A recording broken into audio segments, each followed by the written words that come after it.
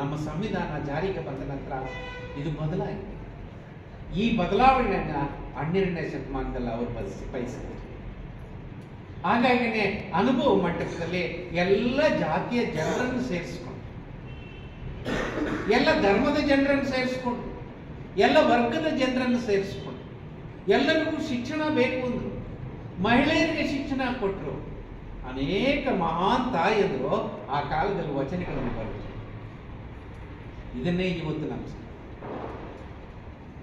ಅದು ನಿಮ್ಗೆ ಕಣ್ಣಾರೆ ಕಾಣಿಸ್ತಾ ಇದೆ.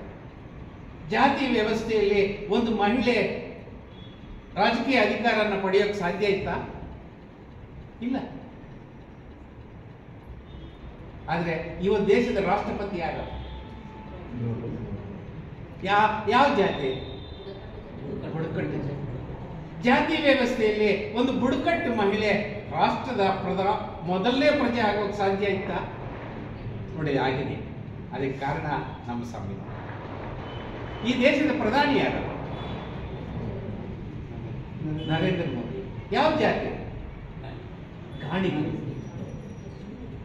ಗಾಣಿಗರು ಜಾತಿಯಲ್ಲಿ ಹುಟ್ಟಿದಂತ ಒಬ್ಬ ವ್ಯಕ್ತಿ ಈ ದೇಶದ ಪ್ರಧಾನಿ ಆಗೋಕೆ ಸಾಧ್ಯ ಇತ್ತಾ?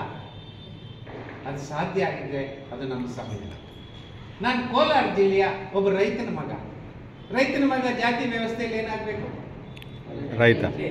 ಆದರೆ ನಾನು BA LLB ಡಿಗ್ರಿ ಪಡೆದು ಲಾಯರ್ ಆಗಿ, ಜಡ್ಜ್ ಆಗಿ ರಿಟೈರ್ ಆದಮೇಲೆ ಇವತ್ತು ನಿಮ್ಮ ಮುಂದೆ ನಿಂತು ಬಂದಿದ್ದೀನಿ.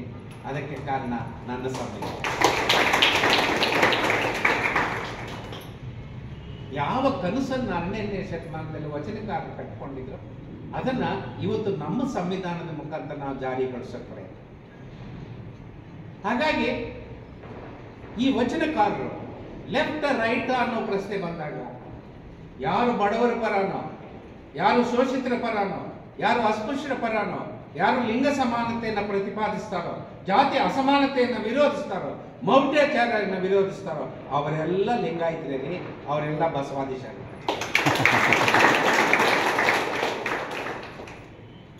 ಯಾರು ಇದನ್ನು ಮಾಡೋದಿಲ್ವೋ ಅವರೆಲ್ಲ ಬಸವಾದಿ ಶರಣರ ವಿರೋಧಿಗಳು.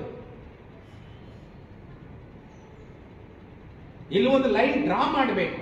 ನೀವು ಲೆಫ್ಟ್ ರೈಟ್ ಅಂತಕ್ಕಂಥ ಡ್ರಾ ಮಾಡದೇ ಇದ್ರೆ ಬಸವಣ್ಣನೇ ನೀನು ಹೊರಗಾಕ್ಬಿಡ್ತೀನಿ. ನೀವು ಲೆಫ್ಟ್ ರೈಟ್ ಅನ್ನೋದಕ್ಕಿಂತ ಮುಖ್ಯವಾಗಿ ಕಾನ್ಸ್ಟಿಟ್ಯೂಷನ್ ಪರಾನ, ಕಾನ್ಸ್ಟಿಟ್ಯೂಷನ್ ವಿರೋಧನ, ಬಡವರ ಪರಾನ, ಶ್ರೀಮಂತರ ಪರಾನ, ಅಸ್ಪೃಶ್ಯರ ಪರಾನ, ಅಸ್ಪೃಶ್ಯರ ಪ್ರತಿಪಾದಕರ, ಲಿಂಗ ಸಮಾನತೆಯ ವಿರೋಧಕರ, ಲಿಂಗ ಸಮಾನತೆ ಸಾಧಿಸುವವರ ನೀವು.